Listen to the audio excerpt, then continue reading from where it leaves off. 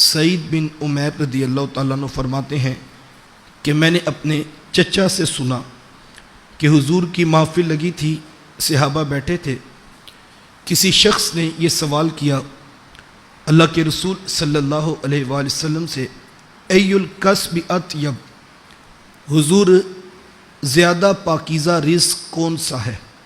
تو حضور نے فرمایا کہ اعمال الرجل بیدی، وہ رزق جو بندہ اپنے ہاتھ سے کما کے کھا لے، وہ رزق جو بندہ اپنے ہاتھ سے کما کے کھا لے۔ کتنی سادہ سی بات ہے، یعنی کہ محنت کرنے کی تعلیم دی گئی۔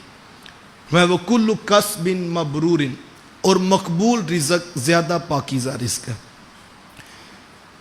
ایک روایت میں فرمایا کہ الکاسب حبیب اللہ، ہاتھ سے کمانے والا اللہ کا حبیب ہے۔ اور ایک حدیث میں فرمایا ان اللہ یحب المؤمن المحترف، اللہ محنت کرنے والے مومن کو پسند کرتا ہے۔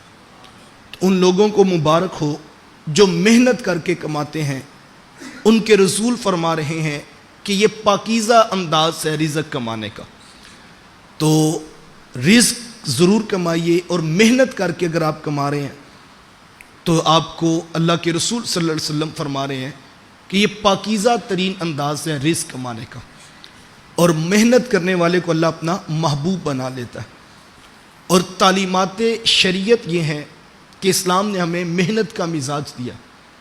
واضح قرآن مجید کی آیت موجود ہے، فرمایا وَأَلَّيْسَ لِلْإِنسَانِ إِلَّا مَا سَعَى، انسان کے لیے وہی کچھ ہے جس کے لیے وہ محنت کرتا ہے۔ اور آقا کریم علیہ السلام کی سیرت بھی ہمیں انہی چیزوں کی تعلیم دیتی ہے۔ میرے حضور تشریف فرماتے، صحابہ بیٹھے تھے، ایک انصاری نوجوان حاضر خدمت ہوا، اور انہوں نے آ کر حضور علیہ السلام سے سوال کیا۔ تو حضور نے پوچھا کہ تمہارے پاس کوئی چیز گھر میں موجود ہے؟ تو اب حضور نے پوچھا تو انہوں نے بتایا کہ حضور ہمارے پاس ایک ٹاٹ ہے جو آدھا ہم نیچے بچھاتے ہیں اور آدھا اوپر لے کر سو جاتے ہیں، اور ایک پیالہ ہے جس میں ہم پانی پیتے ہیں، کوئی تیسری شے گھر میں موجود نہیں ہے۔ کل کائنات ایک پیالہ اور ایک ٹاٹ۔ میرے حضور چاہتے تو دعا کے ہاتھ اٹھاتے اور حضور پاتے یا اللہ میرے اس صحابی کے گھر میں برکت ڈال دے۔ تو مجھے بتائیں کیا مسئلہ حل نہیں ہو جانا تھا؟ حضور اسی محفل میں کسی شخص سے یہ کہہ دیتے کہ یہ غریب صحابی ہے، ان کے گھر میں صرف ایک ٹاٹ اور ایک پیالہ ہے، تو کوئی شخص اٹھ کر ان کی مدد کر دے، تو مجھے بتائیں مسئلہ حل ہو سکتا تھا۔ لیکن حضور نے کیا فرمایا؟ حضور میں جاؤ گھر اور وہ دونوں چیزیں لے کر آ جاؤ۔ صحابی نے نہیں پوچھا کہ حضور دو ہی چیزیں ہیں اور وہ دونوں گھر میں ہیں اور وہ دونوں لے کر آ جاؤ، بلکہ جو حکم ہوا وہ اٹھ کر گئے اور جا کر وہ دونوں چیزیں لے آئے۔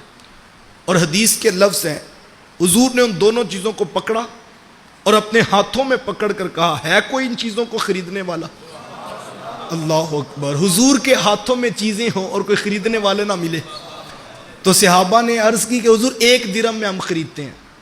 تو حضور نے فرمایا نہیں ہے، قیمت تھوڑی ہے، کوئی اور خریدنا چاہتا ہے؟ تو اب ایک والا تو خاموش ہو گیا جس کے پاس ایک تھا، تو دوسرے صحابی نے کہا حضور 2 درہم میں میں خریدتا ہوں۔ تو حضور میں ہاں یہ قیمت ٹھیک ہے۔ تو آقا کریم علیہ السلام نے وہ ٹاٹ پرانا سا اور وہ پانی کا ایک پیالہ ان کو دیا اور 2 درہم لیا، اور اس صحابی کو بلایا اور حضور میں 1 درہم لے جاؤ اپنے گھر والوں کو کھانا کھلا دینا، اور یہ دوسرا درہم ہے بازار میں جاؤ اور جا کر ایک کلہاڑا لے کر میرے پاس آ جاؤ۔ صحابی گئے، لا کر کلہاڑا حضور کی خدمت میں پیش کیا۔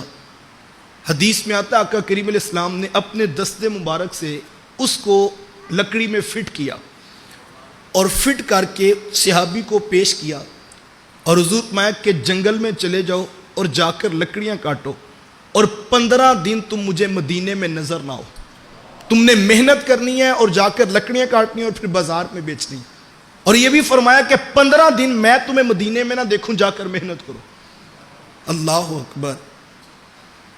15 دن گزرتے ہیں، جب صحابی محفل میں واپس پلٹتے ہیں ان کے لبوں پہ مسکراہٹ ہے۔ اللہ اکبر! اور انہوں نے آ کے عرض کی حضور آج میرے پاس 10 درہم ہیں، اور میں نے اتنے میں گھر کا راشن ڈال دیا، اور اب میں پھر جا رہا ہوں محنت کرنے کے لیے۔ تو حضور فرمایا کہ یہ اس سے بہتر ہے کہ کل تم قیامت کے دن آتے تو تمہارے چہرے کے اوپر بھیک مانگنے کا داغ لگا ہوتا. تو یہ کتنی بڑی تعلیم ہے. آقا کریم علیہ السلام اس کو یہ فرما دیتے, حضور ان کو یہ کہتے کہ آپ یہ درہم لے جائیں اور جا کے بازار میں بیچ کر کلہاڑا خرید کے جنگل چلے جائیں, لیکن حضور نے بلایا, اپنے ہاتھوں سے وہ فٹ کیا اور اس کے بعد کہا آپ چلے جاؤ اور 15 دن مجھے مدینے میں نظر نہ آنا. یہ حضور کی تعلیمات ہیں. حضور صرف ہاتھ بھی اٹھا دیتے تو مسئلہ حل ہو جانا تھا. پاس عبد الرحمن بن عوف, عثمان غنی رضی اللہ تعالی عنہم جیسی امیر 3 شخصیات موجود ہیں. حضور کسی کی طرف مسکرا کے دیکھتے, وہ سارا مسئلہ حل کر دیتے. لیکن حضور تعلیم امت کو دینا چاہتے تھے کہ جو محنت کے اندر برکت ہے, جو نور اور جو روشنی اللہ نے اس میں رکھی ہے, امت کو اس کی طرف دیکھنا ہے اور کسی سے بھیک نہیں مانگنی. اور ہمیں یہی تعلیمات دی گئی.